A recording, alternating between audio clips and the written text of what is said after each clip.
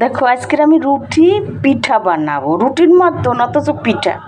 এই দেখো সুজি আমি মিক্সচারে পিষে নিয়েছি, তাতে দিয়ে দেবো 4-5টা বাতাসা আর খানিকটা নারকেল দিয়ে দিলাম। এরপর খানিকটা গুঁড়ো দুধ দিলাম, তোমরা চাইলে লিকুইড দুধ দিতে পারো, অসুবিধা নেই কিছু। এরপর দেখো 4 চামচের 4 চামচ ময়দা দিয়ে দিলাম।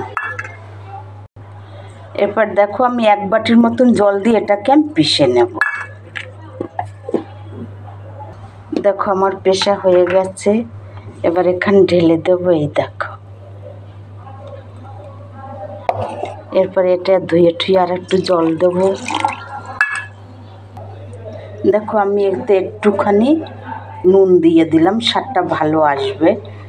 আমি দিতে ভুলে গেছি, উপর থেকে দিলাম। আমি এতে বাতাসা দিয়েছি, তোমরা চাইলে চিনি দিতে পারো, অসুবিধা নেই কিছু।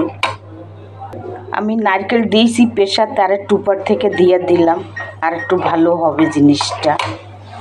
দেখো এদিকে আমার ফ্রাই প্যান গরম হয়েছে, তেল দিয়েছি।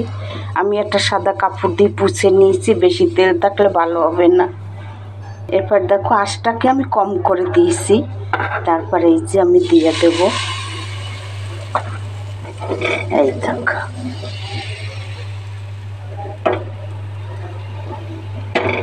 এবার জিনিসটা হতে থাকবে, দিয়ে পিঠাও বলে রুটিও বলা চলে। দেখো আমার রুটি পিঠা কত সুন্দর হয়েছে। এই যে এই দেখো কত সুন্দর হয়েছে। শীতকালে এরকম বানাইয়ে খাও। দেখো শীতের সময় এরম হবে তুলতুলে, খেতে কত মজা হবে।